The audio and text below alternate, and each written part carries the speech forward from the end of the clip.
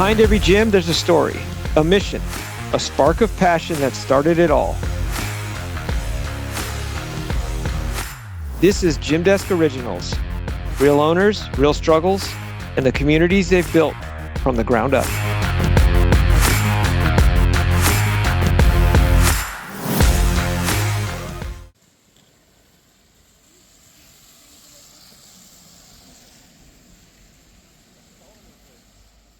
Good morning. I am in London today, and it's a little bit rainy. I'm heading to Waterloo. I'm going to visit Grapple Zone. Looking forward to checking out the London martial arts scene, starting with Grapple Zone. Let's get to it. Hi Alex, how are you? I'm Courtney, and welcome to Grapple Zone.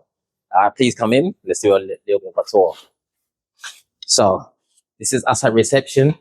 This is our TV screen that advertises multiple things that we do here. This is our check-in, and of course, our Gymdesk system. Oh, as you can see, interactively, all our students are coming in and type your name in there and come to various different classes. All right, we've got some dedicated students. You're doing some Muay Thai right now, so you can see roughly about what the club's about. Over here, this is our shop. We're actually partnered with a store called Minotaur Fightwear. So if you're ever in London and you need fight equipment, rash guard, shorts, gis, anything of that ilk, you are free to come down, visit us, and you got that here. All right. So you can come down and do that. As well as that, we run ourselves some classes that I'll take you through just before we leave. I'll take you through our timetable as we go through. Drinks if you need it. So if you ever come down to class and you forget your drinks, we got you here. So let's go down to the basement first. We are going to head down to where we've got a gym downstairs, and we've also got a Thai massage, because something I was saying to Alex earlier, a massive part of your training is the rehab side of it and prehab. Okay, so we're massive fans of that. So you can offer this facilities here. Just in here is the gym that we've got ready. You've got a strength conditioning area. You've got more of an intimate area here where you've got free weights, kettlebells, and your cheer-up systems on the wall there. So ways around that. And of course, you can access this once you're here at Grapple Zone. We can give you a bit more details for those that visit. Here's some more cardio sides. That right there at the end, that assault bike, I personally have a love-hate relationship with it. Massive increases my cardio, but also hate it really. But must be done. Especially for us competitors. Then you've got the skier there, which I hate less, but still. So that bike, though, that bike right there, is that how you increase your gas tank? When you're That's the one. That's the one. So to get me those gold medals in 2026 for sure. All right. So anything with a fan in the team, hit it. It's going to do that. It's doing your heart good. It's going to do your cardio wonders. All right. Let's go. So that's the gym. You'd like to follow me, continue through. So in the back here, we're just going to show this the main reception area, because there's treatments going on and we don't want to walk into too much of that. But I want to show you the front of it and how it goes here. Okay. So it's gone down. This is who's running our time massage here. This is their reception area. And if you'd like to come around here, down here is the rest of the rooms, right? So if you want to come down, get a time massage here, you are more than welcome to, and they'll look after you. Especially after training, if you want to come and get your muscles all relaxed, this is one of the places to be doing it. Okay? All right. So if you head up back upstairs, the gentleman that runs the time is here. So Nick here, who you can see it. So taking it back upstairs, we have gis to rent down here. So if you come down and visit us and you don't have uniforms, we have plenty here to offer you. So don't worry about that. So heading back up now, we're going back up to the ground floor, to the training area. And then now I'm going to take you around to the back with various different other therapists, changing rooms, shower facilities, and things of that nature. So this is the main mat area, as you saw earlier, two gentlemen training, but this is a bit more of the different angles than when you come. We also have various different seating arrangements. So if you just want to sit down and watch, or maybe you're a parent and you want to watch your child do jiu-jitsu, then you'll be here or over there. You'll feel free to sit down, make yourself a cup of tea or coffee, and then build from there. These directions, this gentleman down there is a chiropractor. Again, going back to the self-care that we need. We have laser removal. So if you're like me, super hairy belly, I'm getting treatment just before Christmas or just after. So I want to be nice and smooth for my competition, especially the no-gi. Right? So you feel free to be just some of that. And in here, this young lady sorts out your vitamins, for example, right? And some other beauty therapists that I'm not entirely sure about, but definitely the vitamin side of it, that's who looks after me. So my B12, for example, I'm a vegetarian. So my B12. Are you? I am indeed. Oh man, vegan. Whoa, let's get it. Whoa, brother in arms. So we do like different minerals and vitamins that we don't necessarily, obviously, because from meat you get your complete proteins. So one of the ways that you can do is you can supplement it with this young lady here, and she can take you a bit more into details on that one. All right, if you want to supplement, of course, you can do it naturally, chickpeas, legumes, and things of that nature, but that helps with in addition.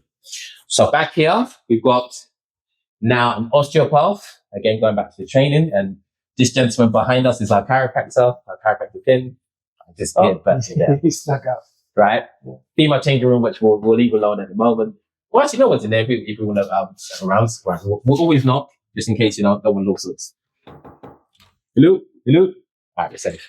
Okay, so if I turn it on, we get changed here. We have various different lockers that you can utilize. Okay, you simply bring your own padlock, keep yourself locked in safe. You take it with you, or you can rent out a laundry service. I'll take you around. We have a washer and dryer that you can utilize too.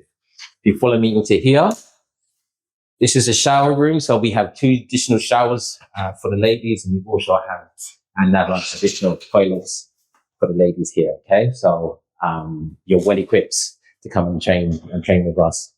Have a shower afterwards. If it's a morning class, afternoon class, or even in our evening class, you are very, very welcome, okay, to use these facilities. So now we're going to head over to, if I just pop you over to here, this is the laundry room I was speaking to you about. So again, if you need to wash your gis here, we had a pilot here the other day, and we washed these gis from himself. He took it with him. He's going to have it hanging in the cockpit.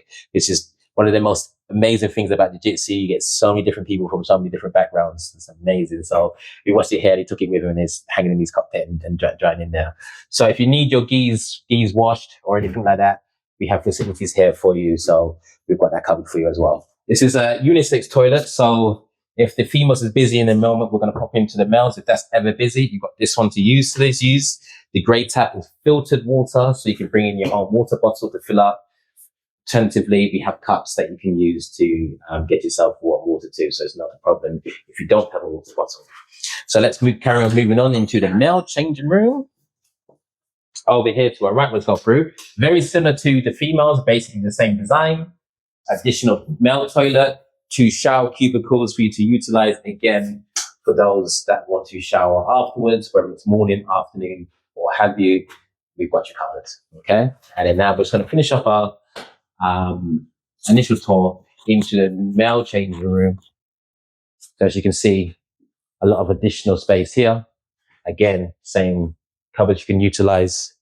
Padlocks if you want to, if you want to. Those cupboards, if you have padlocks, again, it's much similar to the females if you want to use it like that. So plenty of space for you to come and train and store your stuff as well as your training. Okay. So now we're going to pop back out. I'll show you our timetable, and then we'll probably wrap things up from there. Right, so now we're heading back to the main area that we were, back to reception area, right, past our various different therapists that we were. That's it. Make it look good, boys. You're on camera.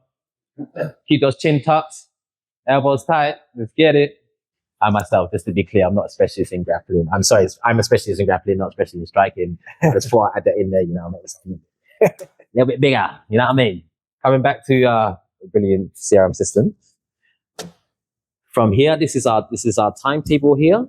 So you can see we've got grappling here. So where it says all levels, that would be a gi class, for example, gi all levels. If it specifically says no gi, that would be a no gi or all level classes. We have various different advanced classes here, women only, which we're really excited about. We've been having that running for a good couple of years now. So I spoke about to Alex earlier about having a community, and one of that was having women's only classes.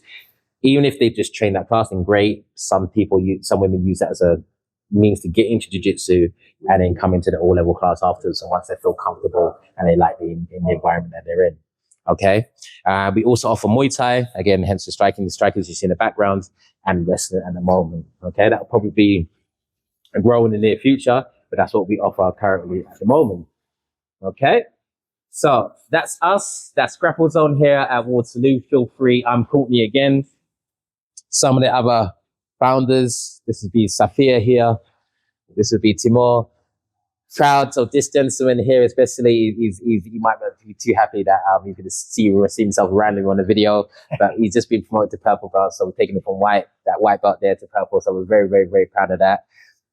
The gentleman trained with us for a while, and this here, very, very skilled opponent, coach here. His name Faris. You've probably seen him on the scenes now. Just competed in the Nogi world, got silver. So we're very, very proud of him on that. Big time competitor. So if you want to train with the like of him and the rest of us, we are here, and you are most welcome. Thank you for your time.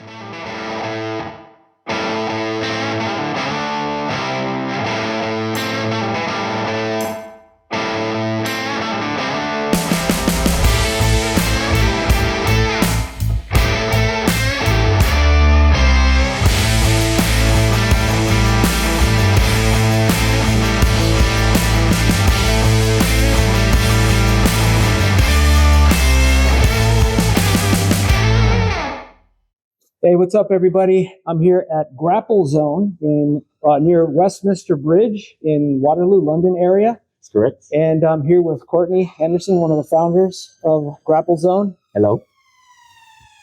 And that's proof that I'm actually in London, if you can hear that siren. 100%. I'm this there all day, so welcome to London. Yeah, thank you. Yeah, I'm really excited. I mean, I was looking forward to this. I've been doing these GDOs or Gymdesk Originals episodes now for about a year, and traveling all over the place, visiting customers in the US and Canada, Asia, Australia. My first time here in Europe to do one of these. So I'm honored. Thank you so much, sir, for having me. Very welcome. Pleasure having you here. Yeah. Absolute pleasure. Yeah, and for me, given I've had a lot of experience, I was very curious, like what's the vibe like? What's it like in London? Because I haven't been here in a while. It's probably been like 6-7 years since I mean, I've flown in and then flown out, but not actually gotten out. I was like, I remember this. But it also brings back for me, I don't know if the city's changed or my perspective has changed, but it feels much more New York-ish or kind of like Toronto, very busy. And I guess it's always been that way, but I just maybe looking at it with fresh eyes. But plenty of martial arts here. 100%. Yeah, I'd love to know, tell us a little bit about the scene here in London. So BJJ in general has been massive. It's been growing exponentially over the last couple of years. So we've got a lot of competitors here. Like when I say competitors, people that train Jiu-Jitsu, people that are involved in Jiu-Jitsu competitions around. So a lot of people that are able to be competitors and compete, even ourselves. We've just competed this year, and we're looking to compete a lot more in the following year, the 26 years, adults and children. So the scene very much live.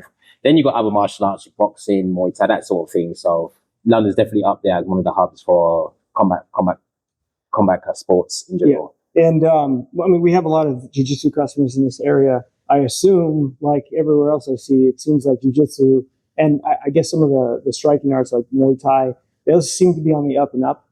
More of those than like maybe traditional martial arts. Yes. Is that the feeling here as well? Yes, definitely. So like definitely back in the 80s, it would be more traditional martial arts. So you like your karate, your taekwondo, kung fu, etc. Yeah. But then definitely, especially in the last 15 years, 20 years or so, it's been going the other way. It's been like your Muay Thais, your Brazilian Jiu-Jitsu, not so much wrestling yet, which is quite disappointing. Yeah. I definitely want to see more wrestling in the scene. We will pushing. We have wrestling here at Grapple Zone as well. Okay. So we definitely want to be pushing that, and maybe if we're lucky, we get some sambo in the next couple of years as well. Yeah, and you guys have quite a bit of different arts that you're hosting here in Grapple Zone. So yes. Can you walk us through some of these here? Yeah, so you got Brazilian Jiu-Jitsu, gi and no gi.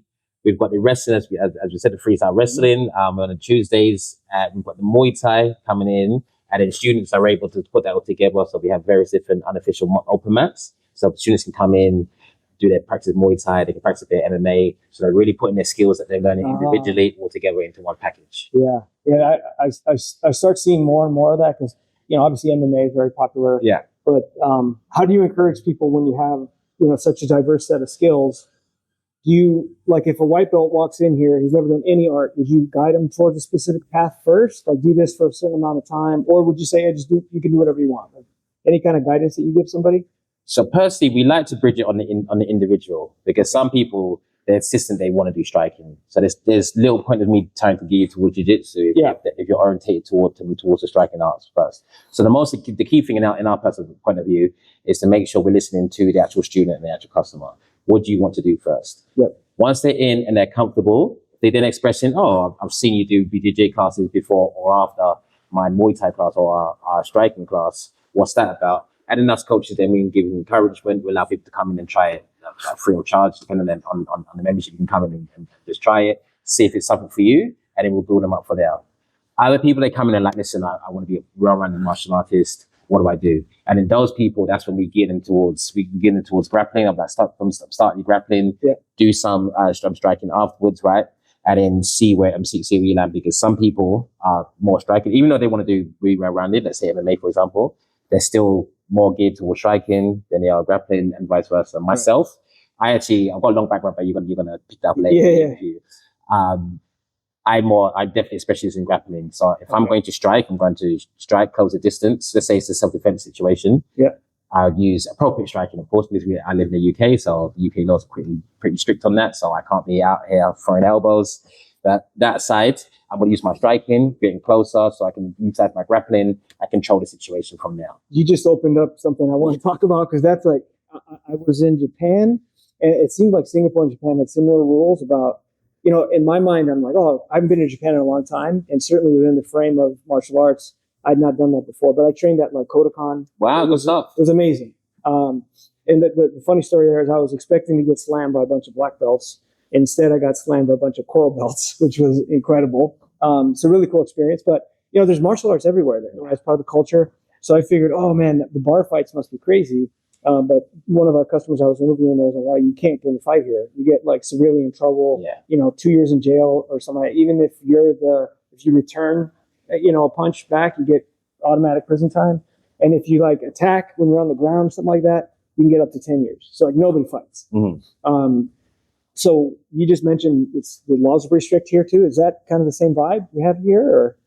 So it's kind of focused around the term reasonable force. Okay. Don't get me wrong, I'm not a lawyer, so exactly, but just roughly reasonable force. So you've got to be, the way I present to this teacher and to the students, let's say the judge or the judge over here, you've got to be able to explain your actions, and make sure that you acted accordingly and reasonably in that situation. So, for example, if I had not that word, but if we got into an altercation, right? Say you struck me, right? I can't necessarily then turn around and throw a four hit combination on yourself. It has to be reasonable. I see. Right.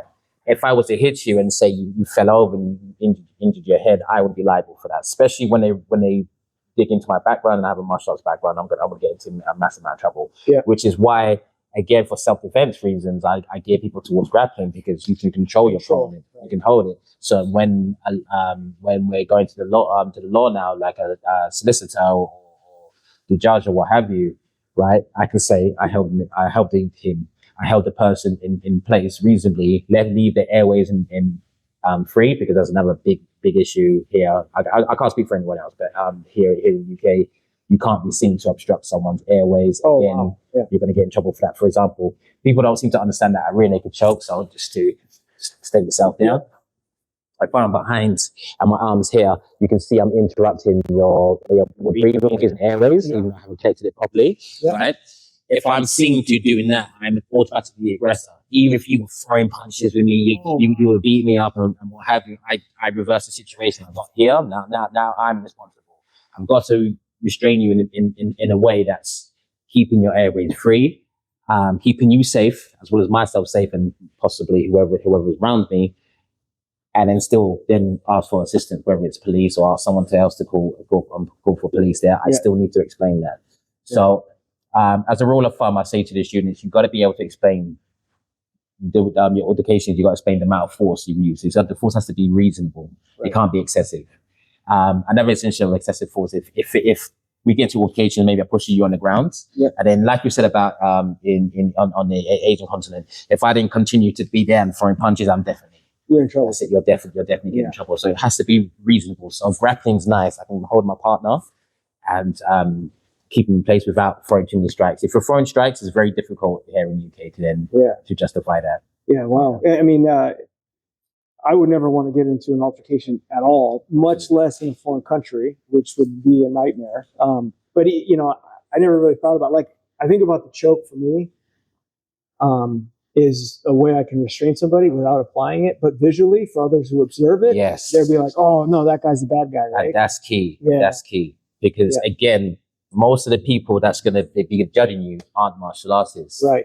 So they're going to see he had his hand around his throat. Yeah, that's it. He was choking him to death, and this is it now. And we're like, no, we know what we're doing, but they're not necessarily going to see that, right? But if you were to, for example, again, I'm sorry. Please. Pulling you now after your amazing class.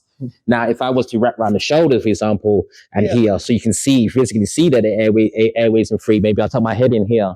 I can draw and just keep myself here. Maybe I use my knees, depending on the situation, and use my legs and just keep here and just be heavy on you. You see, you're posting there. Yep. If I can keep your weight there and you're posted, that's one arm you can't use against me. Right. And I'm here. I'm holding you and keeping you in position. I can then explain that. Yep. People watching can see that there's nothing wrapped around your neck, and I can explain this in a court of law what I'm doing. It's going to be very hard for someone on let's say the victim's side, then to say that I was excessive in the amount of force I've used. Right. Yeah. And this is much more like a restraint. Yes. You're controlling the situation. Yes. Without hurting the other person. Yes. And keeping yourself safe. Yeah. That makes a lot of sense. Okay. So maybe we can, we just transition into your martial arts background. How long have you been training? What'd you start in? And, and maybe even where you're from. Where'd you grow up? What area? Because I don't know London that well. I don't know if you're somewhere else in the UK. Great to get that background. Okay, so my background, I'm born and bred South London. Okay.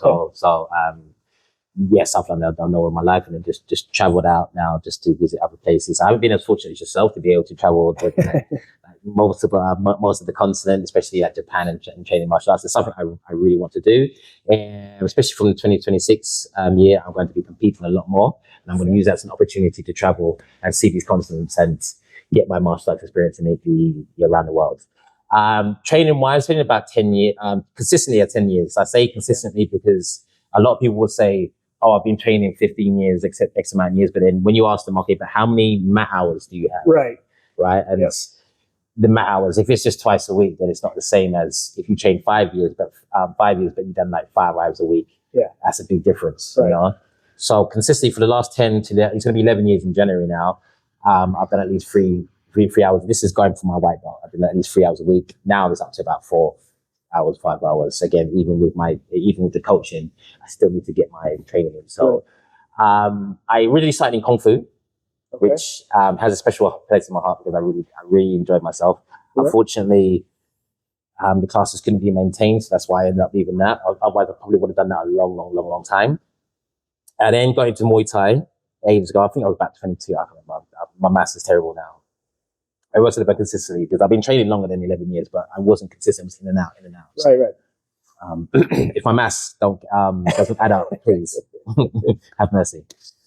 So I started in Muay Thai, going to MMA, and then while in MMA classes, the guy took me down, and I was like a turtle on my back. It's like, what is this? Yeah. How do I get up? Yeah. And he just wrapped round, choked me out. One of my favorite stories of why I definitely got into BJJ, because it happened again, but this is years ago. This female black belt, she's Brazilian, and I was white belt, very, very new to grappling, and she absolutely destroyed me. And the only reason she didn't tap me, I think she had an armbar or Kimura, I can't remember nowadays. And it was just because I was male. My biceps were literally able just to resist, straighten my arm. Other than that, absolutely smashed. And I was like, this is the art. Yeah. She can do this to me, and I'm like twice her size. I'm like, this is what I want to do with my life, 100%. So that day, I was about 23, 24 or something then. And then I really started getting consistent with Jiu-Jitsu around about 26, 27. And hence when I said about the mat hours, starting putting in the appropriate mat hours around that, about 26, 27, 28 roughly mat hours, and hence now. it's been almost a decade, just over a decade of being consistent in jiu-jitsu. I do do my Muay Thai, but it's more just to keep it polished, keep my striking there, as I say. But definitely a specialist in grappling. Yeah. I mean, I'm sure many of us have those stories of, I remember when I first started judo, and I think back then I must have been at 165, maybe 170. And I was rolling with she was Japanese and she was probably like 105. And I'm like, oh, come on, I'm going to take it easy. Then I went flying and I was like, wow. Just my mind was blown. Like, I can't believe she was able to. Yeah. Right. And then, that happened several times and I'm sure it would still happen today. But also rolling with gals that are about the same size in jiu-jitsu. And, I'm heavy, like I'm heavier than I should be right now, like 190. I don't know what the translation is to what is it? What do you guys use here for weight? Kilos? So we use kilos, but it's a bit of both because when we go to competitions, some people you use the pounds. Yeah. So I weigh myself in kilos. So what am I in kilos? I am about 91 kg. So pounds, 190 something. Okay, I'm probably right around there, but I'm heavier than I should be. So I should lose like 10 pounds, whatever. Okay. But even at my weight, I rolled, going around meeting customers with women who are 110. I get smashed and I'm like, it's just art is just, it's like the technique will trump strength. And then I heard the rule is technique over strength, but strength and technique will be just pure technique. Right? 100%. Right? That is 100% true because you're seeing now people are really getting into the gym. Yeah. Some of them they're looking like this. Yeah. All right. Unfortunately, so some I'm using in boosters, let's just say, but this is to take that aside. People understand that you need the strength conditioning, you need the cardio now to complement your technique. Because exactly what you said, if you just have pure technique, but someone has the technique and strength on you, they're gonna win that fight all day long. So you mentioned you wanted to start doing more competitions. What's your next competition coming up that you're prepping for? So there's one in Jan. I'm doing it's an All Stars BJJ Winter, I believe. Okay. Just nice local one. I haven't competed for a while. I've been suffering for the last 2 years actually with a knee injury. Oh, okay. Had both things actually, which is funny enough has been my worst injury I've ever had. Yeah. Right. So it's kept me up. So I've been in and out, consistent. So, those of us who've been training for like yourself, the mental side of it, if you can't train, the demons start coming out and you're just like, oh man, I'm not going to cope with this. So it's been a bit of a rough one. At the same time, running here because we are 3 years old now. We were 3 years old last month. So 2 of those years I've been injured. So it's just been like yeah. So I'm just gonna get myself back on the horse January next a couple of weeks. Now go out there, compete, get the dust off the cobwebs, get the mat rust out, and then continue competing from there. Yeah. And then your knee injury, was it through training or just something else? Mine was actually my posture. So common thing in jiu-jitsu, and we've actually got some therapists here. So we got a chiropractor and we have an osteopath. And speaking with them professionally and doing my own research, a lot of the time, if you have tight ankles or tight hips, it can manifest elsewhere. So for me, I had tightness in my ankles and it manifested here in the knees because tendons are all connected. Yeah. Especially like the things like the posterior chain. So even though my knees hurt, the problem was here in my ankles. So what I've done, I had to do extensive rehabbing work, extensive stretching to release the pressure here in my ankles, but then released it here, right? So one of the biggest thing I would say, because I've really pressed in the last couple of years getting due to injuries, is start looking at the rehab part of jiu-jitsu martial arts. The rehabbing, the prehab, right? So things you can do to prevent injury in the first place. I know there's loads of stuff out there now, and I can share some of the people I watch and I admire. I used to stretch all the time. Stretching is good, but what I found about it is more mobility work. So if you're mobile, right, it means you're strong and flexible in all articulations of your joints. Yeah. For example, are you strong here just use the shoulder, for example. Are you strong here? Are you strong in this position? If there's tightness, and let's say you can only get your arm here, in a grappling match, if someone was to pin your arm, that's it. You're tapping quick, and if you don't tap quick, something's likely to rip. I would highly recommend adding any sort of mobility work, mobility and strength containing as well as the actual jiu-jitsu and technique. Again, longevity, I preach that all the time here in the gym. Longevity. Especially when you're rolling, there's no medal say, yeah, when you're competing, it's something different. Fine, go for it. Right? Yeah. Here in the gym, it's all about mobility. It's all about longevity, right? And flexibility, mobility work, especially mobility. I can't emphasize it enough. Along with your strength containing and your actual jiu-jitsu training, you'll go a long way. Yeah, awesome. So congratulations on 3 years, right? Thank you. That's awesome. So what inspired you to open up your own spot? So myself and the other two founders, we've been training again for they've been training. This is quite similar stories. We didn't maybe not necessarily MMA, but they've done like traditional jiu-jitsu and things like that in their backgrounds. And then we go into BJJ, and we basically wanted a place that we could train and our students can train without the politics. I won't go too much into that side of things. I don't think it's necessary, but we don't want any of the dramas that can come sometimes at gyms. For example, kind of cliques. This team hang around this team, and these ones hang around these ones. Especially when like you've got coaching staff involved in it too, and they're holding back on grading because you didn't do this specific thing or something or things like that. We didn't want that sort of negative environment for our students. So we decided we left that situation or the situation that we found ourselves in, opened up here, and then thought, let's go forward now and have an environment where people can train, safely, competitively, right? Come here to de-stress, not come here and get more stress because the environment doesn't make sense. So and just build ourselves going forward. So that was the main reason of why Grapple Zone came into existence. And now we're like, okay, this is what we're doing now. Yeah. So we're Grapple Zone going to be around for a while. A lot of what I'm just going to build and just grow the club now, competitive wise, community wise, etc. Yeah, it sounds like community was probably your number one driver, 100%. Right? 100%. Have you done anything besides just eliminating the cliques and all that? But have you done anything else outside of that to kind of foster community, like anything outside the gym or even things in the gym? So we do a lot more socials. For instance, we got Christmas, a little Christmas do coming up on Sunday. So everyone's coming. It's pretty chill. You just come in. You just say you want to. You just want an area. Come and have some foods. Need some beverages. We'll be around. We do a lot of things like that. Again, just to foster community inside and outside, because some of my students, they make me laugh. They're like, "Oh, coach, I've never seen you in normal clothes." So jeans and t-shirt, for example. Always seeing me like this and all these stuff. And I always find it funny. I always chuckle to myself. So let's make sure that we're going out. So let's see each other outside of the gym environment.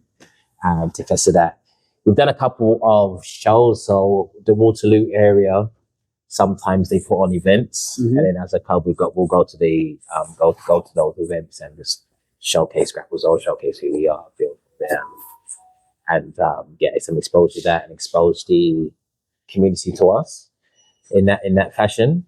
That's the sort of things we worked on now. We've got some other things that we want to be doing more with the community, but we'll start building up and seeing what 2026 holds in that regard.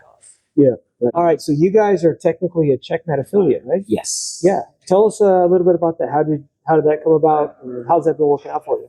So when we originally opened the club, we thought, it'd be nice to get a strong affiliation with us. So we sent a lot of feelers out. We done a lot of what's called Zoom meetings, online meetings with heads of clubs, association clubs that they associate with, and then we ended up having a Zoom meeting. This is got about 3 years now. Wow, or something like that. Yeah, of course, 2.5 years at least. So we ended up having a Zoom meeting. So we first got in contact with Checkmat Europe, right? And then we ended up having a Zoom meeting with the founder of Checkmat, so Leo Vieira, right?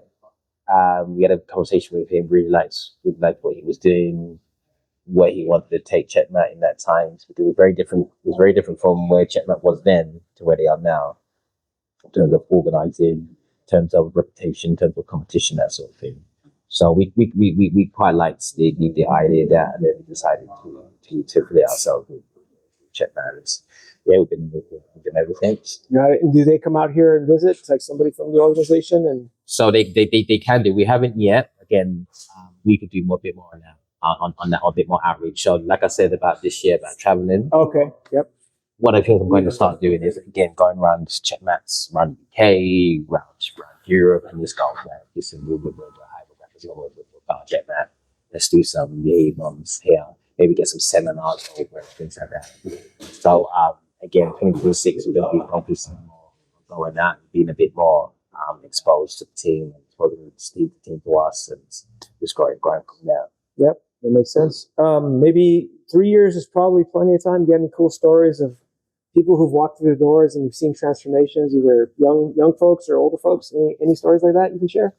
Biggest ones we've seen sort of kids go from like our junior classes growing up and competing. Some of them got their first gold medals, silver medals, bronze medals, what have you. So a lot of them are debutants, so seeing them. We've got old videos. We have a screen at the end that you can't see it. It's off the camera, but at the front, and you're seeing like they're that big, and now like up here. Look at the coach. Come on, coach. I can sweep you. I can take you down, coach. Whereas before, when they started, they didn't even know what takedown was. They were just like, what is this? I'm just wrestling, eye poking, all sorts of things. And seeing them going there and competing and getting medals and progressing that way has been amazing. Adult-wise, the biggest changes we see is the weight loss. I was just talking to a student there that he's looking to do some weight for his competitions coming up in the summer period. Next year, we have another student that's lost, I don't know what it is in pounds, but they were 100 and let's say 20 kilos, and now that person's down into the 90s. So it's almost like they're almost. Oh, that's a lot, right? A lot of weight, lot of weight. They've had to buy a whole new wardrobe. Yeah, all of that. Amazing. Yeah, so those are the biggest transformations we've seen student-wise in that club. And then you got some mental ones. So ones that are like, I can never compete. Getting them on the mat is a big deal for them. Yeah. Now they're competing. They've done the competitions, going from white to blue, blue to purple, etc. So those are the transformations we've seen as a club, and those ones we've. Yeah, that's rewarding in and of itself. 100%. Yeah. What's the plan? You guys had plans here in the next 5 years. Just continue to grow here, or get a bigger space. And we'll do a tour of this place in a minute. But tell us what are your vision here? It's definitely to expand. So one of the things I've always said to my other founders is one of the biggest people I admire in Jiu-Jitsu is Eddie Bravo. Reason being, main thing for me is how he grew the 10th planet system, and when he goes to compete, it's all his own black belts. So the coaching team is all 10th planet. So what I envision for us in the next 5 years is we're going to expand bigger spaces, additional spaces, but I want it to be all our own team. So people that we brought up. So we've got a couple of purple belts that we brought up now. One in particular has gone from white belt to white to purple. So we're very, very, very proud of that. Those sort of people now is the ones that we want to bring in and get into the coaching staff.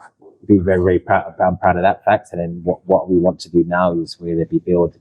So when we either have additional space or get a bigger space now, we want our own team, people that we brought through. So then it's our own philosophies. We know that we know them, you trust them, because it's not just the jiu-jitsu side of it, it's the business side of it at the same time. So you've got to have people that you trust. You've got to be able to lead them, lead the business in there. So the company. Now, of course, that doesn't mean we're going to completely abandon them. We're always checking them to be here, because now we're experienced in running a club, but they don't have the experience. They need to make sure we look after them. So the idea is to build a team now from what we've grown and expand like that. So that's the plan for the next 5 years. Yeah. And then beyond that, afterwards, we've got another 5-year plan. But we'll hit that first. Yeah. And then go from there. What advice would you give yourself if you go back in time, 3.5 years ago before you opened, like, hey, make sure you do this? What would you suggest for yourself to have a smooth, any learnings that you got, that kind of thing? I mean, it's hard because hindsight wise, like for instance, patience and forgiving yourself. We made a lot of mistakes. We were very hard on ourselves in the beginning. Very much like, okay, you made a mistake on this description. For instance, we went a little bit overboard with himself. For instance, we've done like health and safety, which is important, but we didn't necessarily need to outsource it. We could have done it in-house. So we outsourced a lot of the things that we didn't necessarily have to. Because we were like, okay, let's just make sure that we cross all the T's and dot all the I's. And then now that we've gone through, we're like, well, actually, you can do a much better job. And it could be internal. And some of these subscriptions that we have, I still have a couple of years left on. So they're not doing anything, we're still paying for. Yeah. So I would say one of those is the main thing. If I can go back and tell them, listen, have a bit more faith in yourself. You guys are good. You know what you're doing. Yeah. You don't need to outsource everything. We didn't outsource everything. You don't have to outsource so much. That would be the main one. Everything else was pretty much of a learning curve. You just wouldn't know. Like, don't be upset about what you don't know. So what you didn't know. At the end of the day, if you don't know it, then you just have to go through the motions, go take time, get yourself a bit more experience, and then build yourself from there. But the main thing is, I would say, just off the top of my head now, is have a bit more faith in yourself, and you don't have to outsource so much. Yeah. Right. A lot of things you actually know. A lot of these companies, they're asking you the questions, and I found myself and everything found to sit there thinking, well, why are we sitting there explaining this to someone else? Yeah. Could have done it. Yeah. It is what it is now. It is what it is. So that sort of thing, I would say, don't be so quick to outsource so much. You've got a lot of the knowledge within yourselves, within yourselves. You know your craft. Have a bit more faith in that and be patient. You can do it, and you want me to involve X amount of people. Right. Makes sense. Well, one of the things you did outsource was the software. Well, thank you so much. Of course. We're grateful for your business. But I'm curious, how did you find Gymdesk? So when we originally opened, how many CRM systems have we had? I'm going to say about 5 to 6 in total, right? So we had an original one, which we weren't happy with at all. Early on, it was either Gymdesk was the second CRM system we ever had, or like the first. So the first time we had Gymdesk, we didn't understand what the CRM system was, and we didn't use the system correctly, right? And that's on us. We didn't understand. Maybe we didn't communicate that to yourself. I don't know if you were there at the time. No. Right? I've been here for about 14 months. Oh no, you wouldn't be there. That's fine. This predates yourself, Alex. Right? So maybe we didn't explain to the team what we needed at the time, or maybe when they had the meetings, we didn't absorb it too much, right? And we didn't use Gymdesk as we should have, and it ended up being really expensive. So we were like, I think, oh my God, I'm going to get rid of it, right? And then we went around some other softwares, and then we looked at it and we were like, no, actually, they were really good. We were the problem. We just didn't understand. And going through these other ones, we saw, again, hindsight. Yeah. We saw how we should have been running the business. Like these other ones, they're just taking your money. They don't know what martial arts is. They have no idea. We're asking the questions. They're like, oh, that's a really good point. Well, what is this system? We're like, no, we're paying you. Yeah. No, this doesn't make sense. So then the second time now, we've gone back. We knew what we wanted. And then I can't remember if we reached out to Gymdesk or Gymdesk reached back out to us. I can't remember now. And then we sat down, and now we asked the right questions. So we got the right responses, and we built. This time we had more features, I believe. Now I might be wrong, but there's a lot of other features that you got going for yourselves now. And we were like, yeah, okay. Yeah. All right, we're ready now. So it reminds me of a proverb. Like, I'm going to say Asian Chinese proverb. I might be wrong on this one. Please correct me. If it goes out and you see the comments, again, have mercy on me, but I believe when the student is ready, the teacher will appear.